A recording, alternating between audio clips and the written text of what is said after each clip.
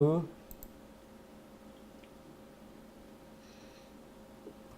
hello everyone and welcome to On the Block. On the Block is sponsored by Vapes.com for all your vaping needs.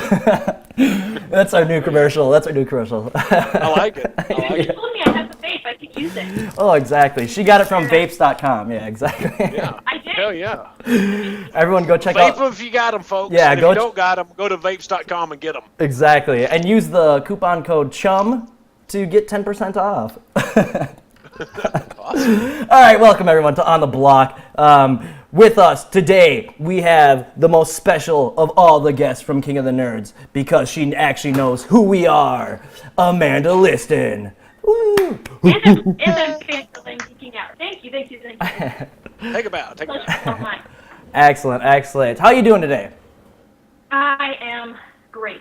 Yeah. Ready. Bummed out. Uh-huh. You're not in Nerdvana anymore.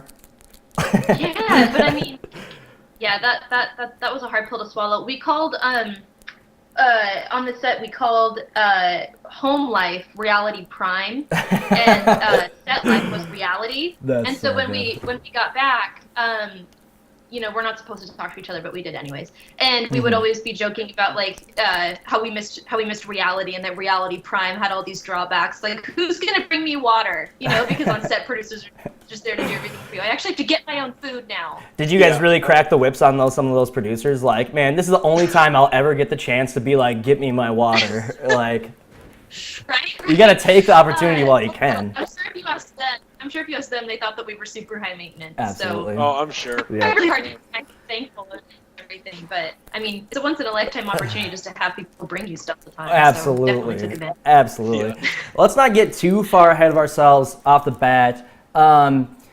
You've been a huge Big Brother fan. That's not what we're going to talk about. But I want to talk about you figuring out, or hearing about King of the Nerds. Where did you hear about it? How did you get involved? And also kind of twist in Big Brother because that has to play into everything, really. I mean, Oh, definitely. Yeah, no, my husband and I have been huge reality TV fans, basically since season 1 of Survivor. And I've seen every season of Survivor. I've seen almost every season of Big Brother. And but we've also always been comic book nerds and cosplay nerds and all of that just kind of on the side. So when King of the Nerds came out and it was a competitive reality TV show for nerds, we were like, okay, like this is perfect. yeah. And so we actually applied for the first season while it was still in progress. It didn't even have a name yet. We were at a convention, a comic convention in Chicago, and they said that they were casting for a reality TV show that they were pitching to networks. So it didn't even have a name yet. And we filled out applications and did a little video. And I think he heard back from them, but I didn't. So even before the show was conceptualized, we already kind of had our feet in the door. Oh, cool. And yeah, and then for season 2, he applied and made it pretty far, but just not quite. And then for season 3, he sent in a video, and I was in it, kind of describing him. And they called him and were like, "So who's the girl in your video?" and then they asked me to make a video, and poor guy, I got chosen. Oh, his dreams must have been bummer. crushed. I know. I still have his dream, but yeah, it was just Poor it was bastard. Yeah. What does he say now? Like, I could have done better. Like. Right. No, Oh, shit. he's pretty good about "no, I told you so"s. I'm sure that they're in there somewhere, but he's good about not. I'm sure. Sulfate. Yeah. Oh, shit. So that's really kind of an interesting story. Like most people that we've talked to, like they were involved in the casting process for season 2, but nobody's Yeah. had as quite an interesting road to King of the Nerds as you've had. Thank So- you. Yeah. I know Lily and Heather were both made it really far for season 2. Lily may Oh. have even made it to final casting and then just wasn't cast. We all talk about how grateful we are that we were cast for season 3 and not any of the previous seasons, 'cause especially with all the drama of season 2. We were like, wow, we were really meant for season 3 and not season 2. I'm We're all guessing you're pretty talking grateful. about our boy Zach for drama season I'm 2. not joking. No, yeah, it's not like No, you know what's funny? Like everybody's also said that they're like, we're so glad we didn't have to be stuck there with fucking Zach. You know? But what's awesome, and I always say this too, is that like Zach made season 2. Like Sure. season 2 was awesome because of Zach. Absolutely. So I said that in my interview with the executive producers because they said, who from the previous seasons do you think that you would have bonded with and that you would have worked with? And I said, I'm sure that you're not going to hear this answer very often, but I actually probably would have fought to keep Zach because he caused a lot of dissension, but it wasn't my fault and no one would have been looking at me. Absolutely. And he was also, a fantasy lit nerd, which is totally who I am. And the producers just ate that up because I'm sure everyone else was like, Zach's such a bully. We don't want him. He got out. Yeah. Zach and I keep been saying, at least it's Zach and not me. And they were like, all right. So as soon as I said that and their faces lit up, I was like, I'm cast. I got this. Yeah. So they knew you probably knew strategy, like having that idea of like, I want someone that's going to create friction in the house that's not my friction. Like they had to see the value, So speaking of strategy, what was your strategy going into the house? My strategy going in was to make really good friends that were actually good friends, not just for strategy purposes. Like I said in my interview with the executive producers with the EPs, I said, there's only a 1 in 11. They were only casting 11 people before, so I said, there's only a 1 in 11 chance that I'm going to win the money. But when I go back home, no matter what, I will be really sad if I go home and I don't have anybody that I can talk about this experience with that wasn't actually there. Like, I'll tell my husband about it, I'll tell my friends about it, but that's still all going to be third-party information. They're just going to, pretend that they know what it's like. And so if I leave and I don't have any friends from this, that will actually make me really sad. Yeah. And so I went in wanting friends, like real friends out of it, and to play the game more strategically because the game is set out so, I don't know, kind of basically that I thought that there was no way that a cross-team alliance couldn't work as long as the people there were willing to do it with me. So you went in with the cross-team alliance idea? Yes, definitely. Do you take ownership of cross-team alliance? Oh, yeah, definitely. Yeah, I watched the previous 2 seasons, and I always thought to myself, why aren't they at least trying? Like, they all live in the same house together. It's not like it's Survivor where they're on 2 different beaches. Like, they're in the same house. They have access to each other. Amazing. They are in direct, like, the other team has 1/2 of my fate in their hands because, 1 and 2 spots is what they decide. So why isn't this happening? And it's very smart. So I went into it, yes. The main thing that I was worried about was over gaming because, on every season of Survivor and sometimes even on Big Brother, like Joey this season, there's always someone that comes in and games too hard from the beginning and everybody freaks out. So I was actually going in trying to downplay my ideas and what I wanted because I didn't want everyone to think she's just here guns blazing, we need to do something. Sure. So I actually went in with these really grand ideas, but having to remind myself, okay, you gotta be subtle. So that was my main mindset going in. That's kind of interesting, and it brings this up for me that like strategic games, how alliances work from the other shows you've watched, but it seems like that none of the other people in Nerdvana really had much of a concept of reality TV or how strategy and that kind of stuff works. So was it pretty difficult to game around non-gamers, so to speak? It was and it wasn't. I had nobody else had seen Survivor or Big Brother. I think Colby has seen a couple seasons of Survivor and that's it. And that I only found out just by hanging out. It wasn't anything that I found out strategically. Okay. And playing a strategic game wasn't something that he was interested in. And, you saw on the show Ben's hesitations in the beginning about the Secret Six, even after he was already invited to it, and it was explained and laid out to him, and he was like, I just don't see how this is going to work. And I'm like, it's going to work. Let me tell you again why it's going to work. And then explain it all over again.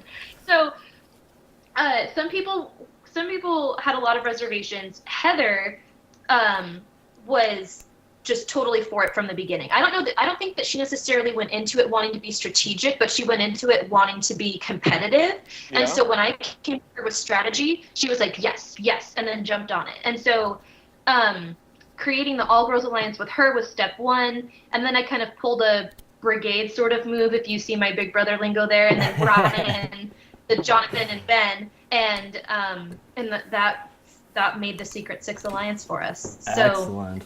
yeah, but I mean, even Ben, by the end of episode 2, said, I kind of see the beauty in it now. Mm-hmm. And so it didn't take very long. It just took one round of proving that people will do what they say they're going to do, and then it worked out. Yeah, so. and we won't get all the way up to the fall of the Secret Six, but Jonathan he seemed to be pretty sketchy as far as alliances and how the Secret Six would work too. He was very untrusting, and that obviously seemed to make things difficult.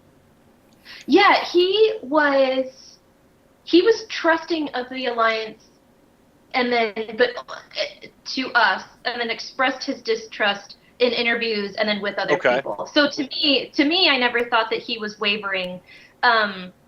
He kind of would occasionally, in episode 4 when he says, "I'll just feel like such a dick if I send in it's episode 3. I'll just feel like such a dick if I send in Caitlyn again." Yeah. And so he would have those moments where he would almost express too much sympathy for people that were outside the alliance. I'm like, no, this is a game. Yes, we're going to vote her in again. Absolutely. And so he would have those moments that I probably should have read more into, because at the time I was like, okay, whatever, you have reservations about voting for Caitlyn. And if I were to go back, I would pay more attention to moments like that and say, okay, Jonathan, I trust you a little bit less than I did 5 minutes ago because of what you just said. Sure. And I didn't necessarily think that way. I kind of made the alliance, saw it work, and then blindly, maybe not completely blindly, but pretty heavily blindly trusted it. Sure. Yeah. Well, all right. Well, hey, let's just get into let's start with this. Besides, and you can't mention Colby, but what was your highest point in Nirvana, excluding beating Colby? Right. Like a singular moment. Sure. If you can think of Sure. one. If not, just maybe. Just give me what you got. Which one of your favorite moments looking back?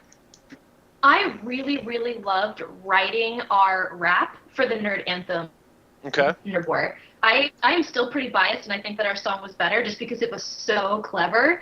And Colby definitely took the leadership on that one in writing the lyrics, but we all were like, okay, let's make sure that there's a Joss Whedon reference in there. Let's put in this little clip. Let's put in this. And so we would kind of give him themes and words, and then he would craft them into that rap.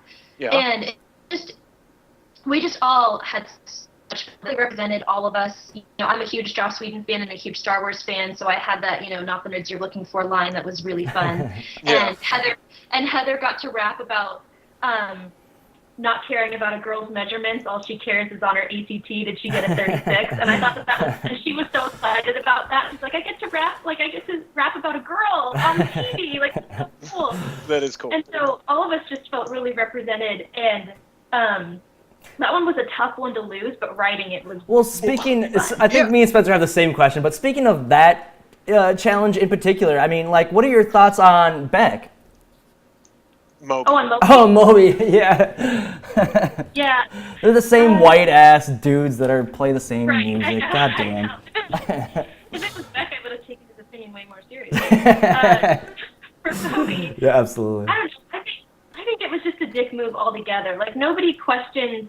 Of course, Ori hasn't read Hamlet and Klingon. Like, it's a creative hyperbole and something that he should definitely understand. And so I thought that it was definitely out of left field. Part of me wonders if he just didn't have anything to say, and so he thought that would be a interesting thing to say. I don't know where he was going with that, because it seemed like he was just a dick the whole entire time. Do you think that producers may have been like, hey, you should just be the asshole? I honestly think that, because then it's like, oh, that's going to create drama, that's going to create intrigue. I mean, you need that little aspect, I guess.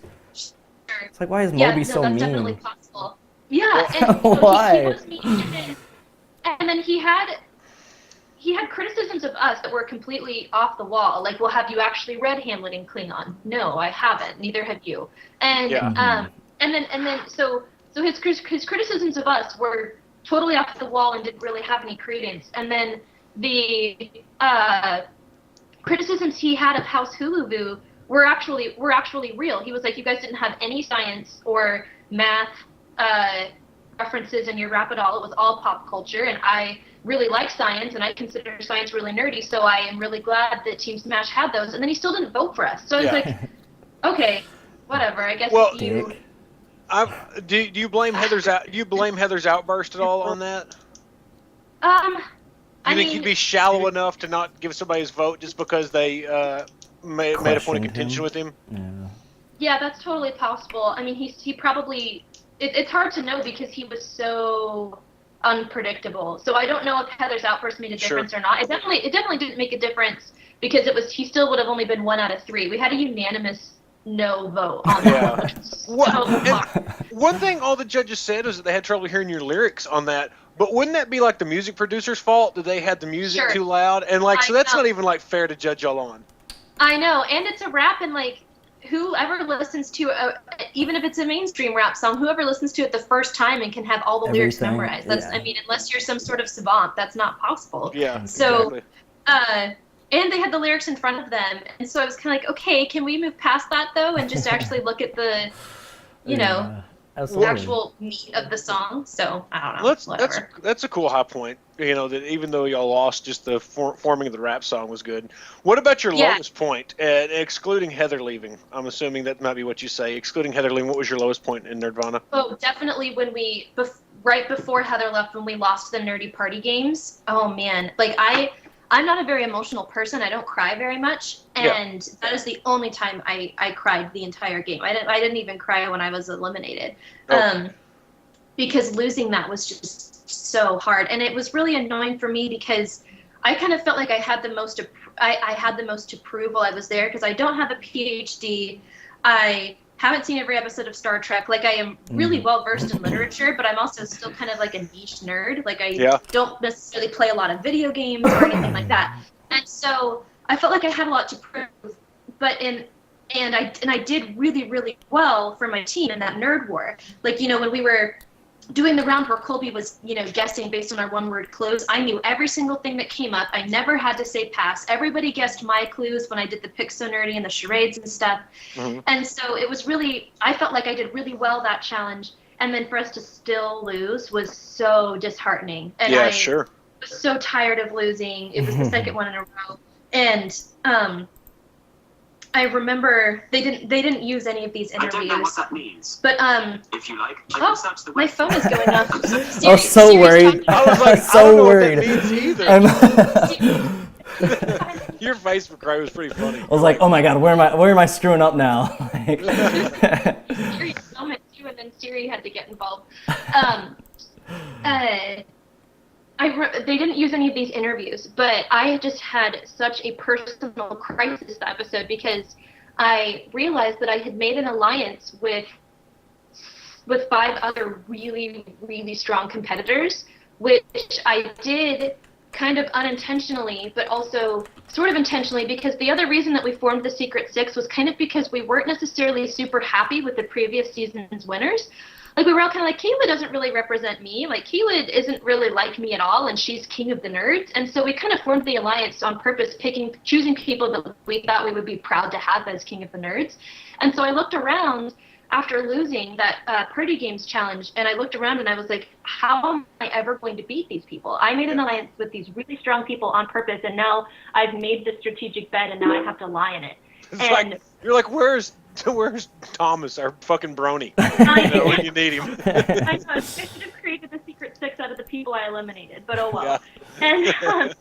And so that was really hard. I spent most of that evening just crying and thinking that there was no way I was going to win.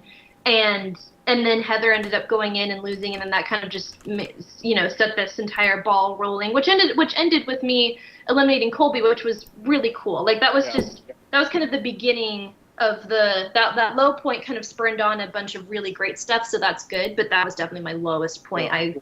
They show me crying after we lose to Team Smash, and I was still crying after finding out that we lost, going down to do interviews, coming back up, and I'm still crying. Like, it was an hour.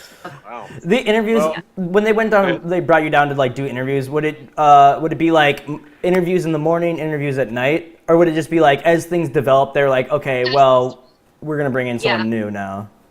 Yeah. They would even it out between teams so that especially if it was, preparation for a nerd war, it wasn't biased or anything. Like we all had the same amount of time, so they would balance it out. But yeah, it would be throughout the day. You would usually do.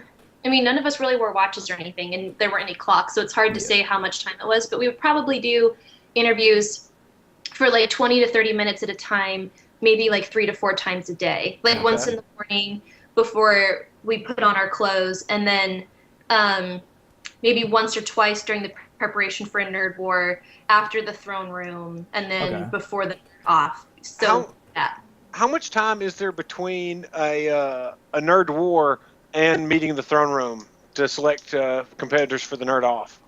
Because that would be a very highly political time, I would think, to a certain extent. Yeah, usually we would find out that we either won or lost the nerd war, like the nerd war would end. Some of them were 1 day and some of them were 2 day, depending. Like the Rube Goldberg machine was a double day. Sure. And the Gods Are Angry, when we did the racing in the pool, that was just 1 day. Okay. So we would finish the nerd war, find out who won or lost, and then we'd have all evening. And then the next morning, then the throne room would usually be the next afternoon. So it would be about like 18 hours between the nerd war and then the throne room. Okay. All right. Here's a question from viewers. Let's see. So how was working with Curtis? I always wondered how it was. I loved him on Supernatural, and that's from Garrett Briggs. Curtis was the most pleasantly surprising part of the entire experience because I had no idea who Curtis was as a person, just watching Supernatural or Revenge of the Nerds or King of the Nerds as a host. And he is probably the most genuine person I've ever met. I expect him to just be a celebrity, like kind of lofty and not very involved. He just shows up to get a paycheck, but he's not like that at all. He's an executive producer and he earns every letter of that executive producer credit. He is there for final casting. He's in the final interview that you do to get casted. He personally writes every single send-off for us. So when he told me, today our sparrow has fallen, he actually wrote that himself. That wasn't a script that he was given. And that's cool.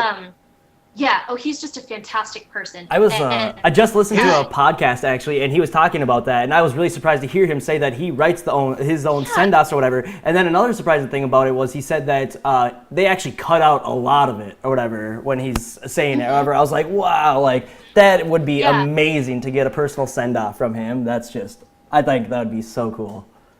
Yeah, like Heather's. Heather's was a bit. I remember Heather's being a bit longer than what they were actually able to show. And I think that they used probably all of mine, but a couple of the others were definitely truncated a little bit. But yeah, he's an incredible person. He takes the time to get to know all of us individually. And then even after the show, like for every season, I guess he invites everyone over to his house for a huge cast party for the premiere. So cool. We did that this year with the previous season's nerds, just a huge party at his house. And that sounds like a blast. It's so much fun. He's the most genuine I've ever met. That really comes across too. Like even on Twitter, you can tell how active he is and tweeting to people and stuff. Just like Katie from season 2 was in the emergency room for a concussion or something. Yeah. And he tweeted to her, feeling better. And he's very genuine. He does seem like a really cool guy. We all call him Pop Nerd because that's totally how he is. He's just that's cool. That's cool. I want to ask you about Colby's Jeopardy winnings. Were those ever mentioned as a reason not to let him get to the end of King of the Nerds? Oh, definitely. That was actually something that I was kind of surprised that they downplayed because that was something that the Secret Six discussed a lot because, it obviously wasn't hidden. It's on his little his caricature. Icon. Mm-hmm. Yep, and he was very open about it. He's like, I bought myself a house, I bought my mom a house. Like I made all this money off of Jeopardy, and we were all kind of like, do we really want to give him another $100,000? And so it was a pretty easy decision to not have him in our alliance, and it was a pretty easy thing to convince the people who were in our alliance of as well. Okay. And he knew coming into it that he had an uphill battle. That wasn't something that he was honestly surprised that he wasn't sent into the first nerd off, which we were too. We were very shocked that it was Jacob and not Colby. And actually, they never showed this on camera, but House Huluvu told us multiple times, starting episode 3, that they instantly regretted not sending in Colby, that they had totally underestimated him. They totally thought he was just going to be a trivia master and that's it. And then it turns out that trivia is actually a huge part of succeeding on King of the Nerds, and it was pretty unwise to not send him in when you had the chance. But yeah, so that's a whole like what if game. But House Hulu was definitely kicking themselves for not throwing him in episode 1, which is totally understandable because he was a huge threat. Yeah. Yeah. Well, he was a huge threat, and I tell you what, honestly, I was a big Colby fan. So the only person I would have been able to stomach getting him out would have been you. So yeah. That was me and my girlfriend were both on the edge of our seats, like, no, this is the worst thing that could ever happen. Like, it was horrible. Yeah. So that was a pretty tough episode to watch, but I'm glad you pulled through it. Did you think Lily was trying to screw you over when she was trying to talk you into going into the nerd off to beat Colby? No, I trusted her. That didn't occur to me that she. I would have been like, no. I would have been like, what are you talking about? Anyone but me. I was really reserved when she first brought it to me. I was like, okay, I see where you're going with this, but what does an anime nerd off have to do with a Rube Goldberg machine? Nothing. Mm-hmm. What does a riddle me this nerd off have to do with a cosplay nerd off war? Nothing. So, I definitely gave her those examples, and she just was adamant about it. And just the more I thought about it, the more I realized that, King of the Nerds isn't like Survivor or Big Brother, in which I can just wait for, in which I can just get him voted out. Like, I knew that I was going to have to beat him at some point if I wanted to win. And so I figured it's either now or in a couple days at the finals, and I know that I can beat him in horror. Mm-hmm. And even though I wasn't sure that it was going to be horror, enough people had come to me like, okay, we think that this is what it could be. We really think this is what it could be. Then I was like, you know what? I've also spent. I knew that I was I knew that I was so heavy-handed in strategy, and I didn't want to go out of the game having strategy being the only thing that I excelled at while I was there. Because King of the Nerds is kind of a game that's based more on merit than it is on strategy. Absolutely. And so I figured, I might as well. I need to at least try. I'll be really disappointed in myself if I leave having never won anything, and then only just keeping myself out of stuff was kind of how I was feeling. So. Well, I mean, Ben's done a pretty fucking good job thus far at that strategy. I know, that's the toughest part. I mean. Oh yeah, absolutely. It's like that's the toughest part. I mean, even like with games like Big Brother, is like even the fans debate about like, oh, is the floater game like, is that a game that deserves to win? To me, it's like, yeah, anything to win, I guess. But I mean, the thing about King of the Nerds is there's a lot of honor and like respect and stuff like that. Do you think that someone's gonna come by and just play the most dirty, low down game? Is that a thing that could happen, or will everyone just go against that person? I don't know, because that's like, I want to see the game evolve, you know. And like, I think there's too much of this you're a bully mentality in reality TV as a whole, but Lily and Todd, that whole thing annoyed the fuck out of me this season of King of the Nerds. But I would kind of like to know, do you think that somebody would be able to get on King of the Nerds season 4 and dominate with that kind of strategy? See, I don't know, because the thing is that both of the winners of season 1 and 2 won without ever going into a nerd off. So I did not know that. Celeste never went into a nerd off, and Kayla never did either. Yeah. And so there's definitely something to be said for never going into a nerd off, because then you're never eliminated. Exactly. And so I think that the floater game is much more successful in King of the Nerds than, unfortunately, the game, the Dominator one is. Because even for someone like Zach, who was thrown in so many times, and you can only dominate to a certain point, and same with Cody, he dominated, but only until a certain point.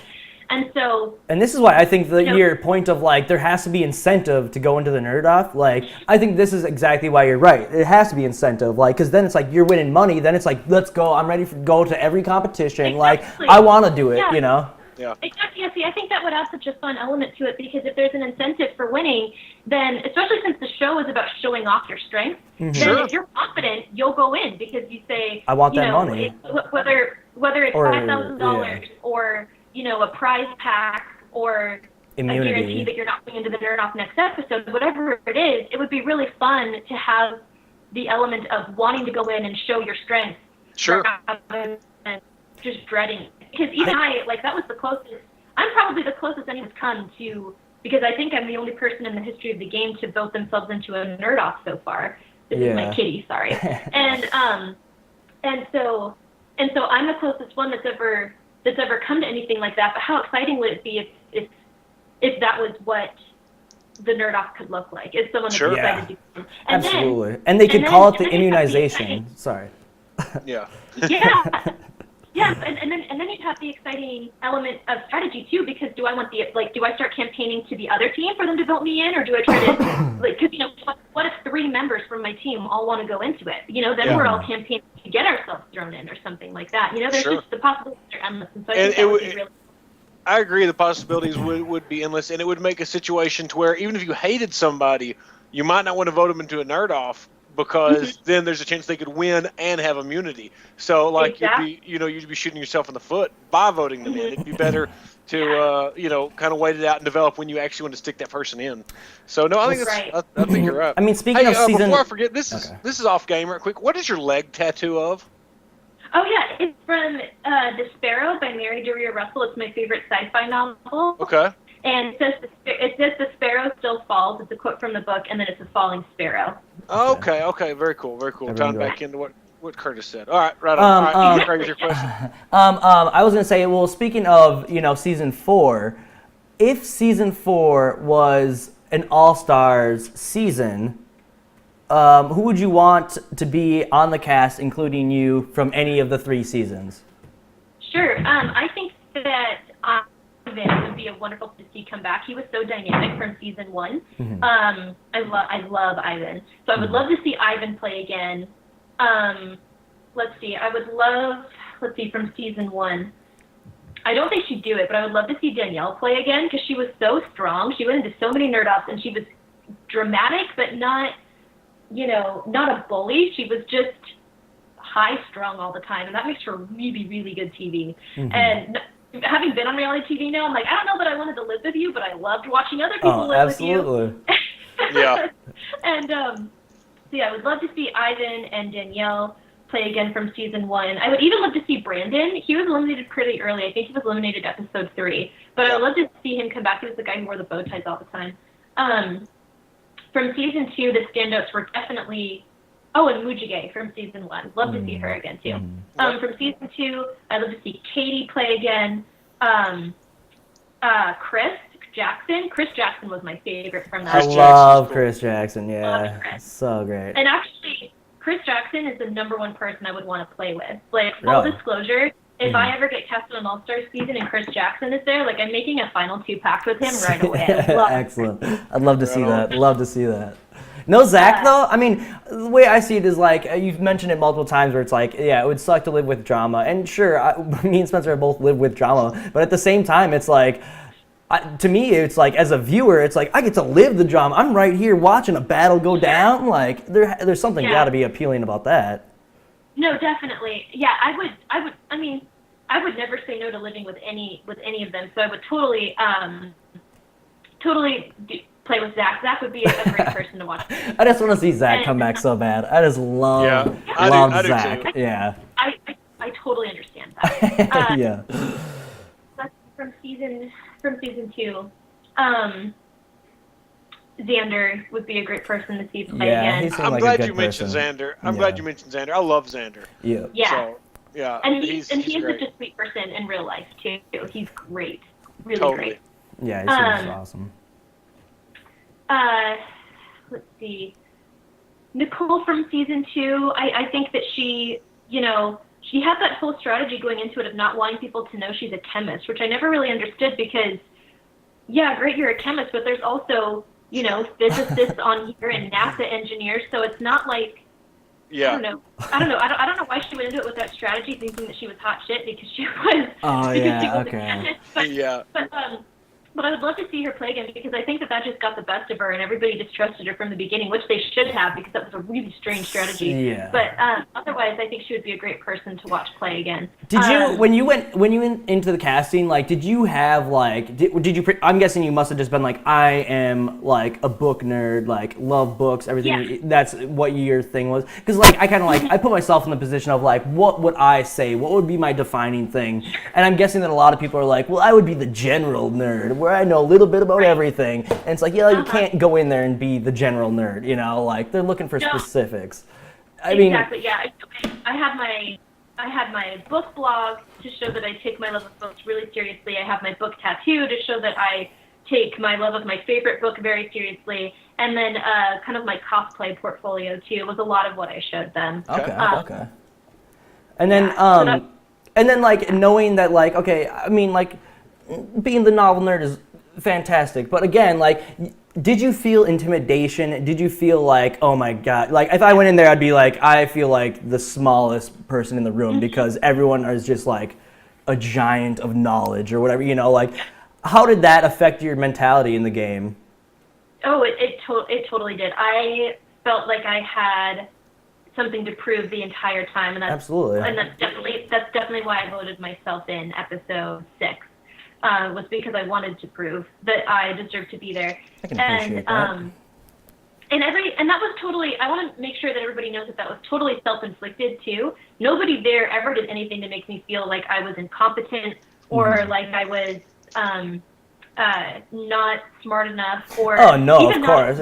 Everyone is so inclusive. No Yeah. nerd shame. Oh no, not at all. Not on my season. You know, I was really worried about it because on season 2 that was a really big deal. You know, Zach got in Mary Kate's face and was like, define gravity in 3 seconds. And Yeah. that was my main hesitation going into it. I was not worried about being on reality TV. I was not worried about how I was going to be represented. I wasn't, worried about weird fans or anything like that, like the typical things that people are worried about. Like when I told my boss I was going on the show, he was like, well, aren't you really worried about how they're going to represent you and how you're going to be portrayed? And I was like, not really. I'm not worried about any of that. Mm-hmm. What I was worried about was not being smart enough or being the stupidest person in the room. Because that's just not something that anybody ever wants to feel. Absolutely. And I was never really made to feel that way. No, of course. So, yeah. that was really That's exactly how I would go in. I'd be like, I am an idiot. Yeah. Like, this is the... Yeah. Oh, God. Competing against 3 PhDs. Exactly. All of whom, as you know, made it to the Final 4. Yeah. And so, that was, it was intimidating, but it's also all self-intimidation. And it also wasn't necessarily a bad thing. And that's why I love the show so much, because the show is really about showing how smart you are and letting that be a good thing instead of a negative thing. Absolutely. And so really all it did was just push me to be my best, which is really fun because that's what got me, the underdog win in episode 6. Like everybody pushed me to be my best, and that's a really fun element. That's awesome. Cool. Your cast really, as a whole of really all reality TV that I currently watch, and obviously a lot that I've seen in the past, you have an extremely supportive cast. There's a few personalities that I don't think I would have gotten along with, but y'all all really seem to pull it together and support one another, and that's really cool. Yeah, I mean, we show it however we can. Like we, have a private Facebook group where we're always checking in on each other, and on Christmas, like we had a little phone ring where we were all calling each other on Christmas, and we did a gift exchange when we all got together for the premiere. Because the premiere was in January, so we did a Secret Santa sort of thing, and all did a Christmas gift exchange at Curtis's house. That's super cool. Even just the point that all of us made an effort to be there. Every single cast member flew out on their own dime to be there for the premiere. That's cool. That's awesome. And so that just does a lot because, Colby is from Chicago, Ori is from Maryland, Todd is from Pennsylvania. So, those aren't close places to LA at all. And everybody took time off work. Everybody bought plane tickets. Everybody got hotels or, did a big nerd sleepover and got there. And that just meant so much to me. And Heather and I made a big deal out of that. We were like, you know what? We talk on Twitter about how much we love each other all the time, and we're actually really showing it now. And that was really exciting. That was really That awesome. is cool. That is super cool. It seems like a fun little family, tight-knit. Definitely. I don't want to alarm you or anything, but Adam Pock Bacon Boy from Big Brother 13 is watching right now. He actually says, No way. he says, Spencer, grow your beard back. It's not really a question. It's more of a demand. To that we say, get out of here, Adam. This is for cool kids Yeah. only. Get out of here, idiot. Yeah. Dumbhead.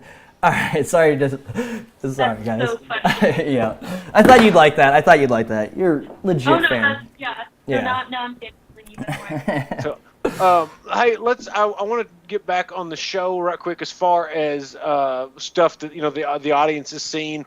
Your nerd off that was kind of like a shocking elimination.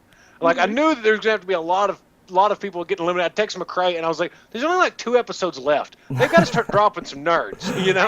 I was like, Right. "This is gonna be moving pretty fast." But like, how shocked were you when you had to face Lily and that nerd off just all of a sudden? Oh, I was so How shocked the because terror that had shot through you. yeah, I was so shocked because I was doing the math like you guys were. I was like, okay, there's only 2 episodes left and there's 6 of us here, and so so I knew too that that something was gonna happen. I thought that it was gonna be a final 3 because season 1 they did the voting for the winner, which did not go over well at all. Fans hated it. They were like, why did we work so hard on this nerdy show just to have it be a popularity contest at the end? So I totally understood that. And then season 2, they brought people back and you could go in and help, one of the final 2, and that went over all right. And I was like, okay, Yeah. well, they'll probably change the finale again, and this year they're going to do a final 3. That's what I was sure was going to happen. So I wasn't worried about a double elimination because I didn't think it was necessary.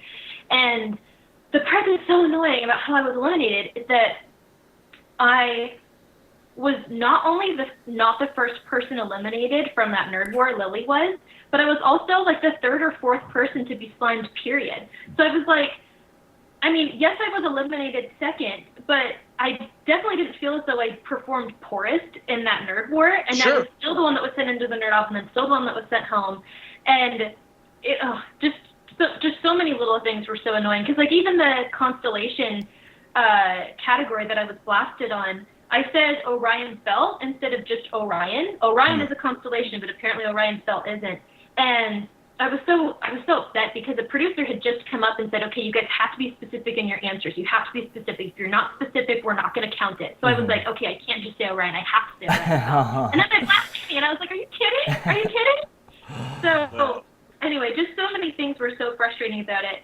But I don't know. I'd like to tell you It that you'll is. stop thinking. I'd like to tell you that you'll stop thinking about that at some point, but you'll probably never stop thinking. I know, Yeah, when did you stop thinking about it, Spencer? Your regrets. Shit, I mean, fuck, man, every night. Yeah, hell yeah. It's one of those weird things that, like, I wouldn't say it'll haunt you, but you'll always be like, but that was such fucking bullshit. You'll get a tinge of it just like randomly, and you'll just be like kind of pissed off, like, oh, mother. And then like next season, if it's the same situation where they have like a double elimination, it'll like make you feel kind of eerie. You'll be like, Oh, yeah. I totally felt like it was the Big Brother episodes that they do in one night. Yeah. I Yeah, felt like it was double one of those. eviction. You got Because, like, double I totally know evicted, how Jen essentially. feels now. Yeah, exactly. Clown shoes. Hey, Actually, when you go to a nerd off, do you pack your bags or do you go back in and get your stuff later? You go back and get your stuff later. Interesting. Okay. actually, We Adam. probably go ahead. Adam Pock. All right, so he actually asked me a question on Twitter. He is a big fan, he actually said, of King of the Nerds, Uh-oh. surprisingly. You have to hit him up on Twitter and send him your love. He asks, how cool is the Nerdvana house? Looks incredible, but then again, so does the Big Brother house on TV. Mm-hmm.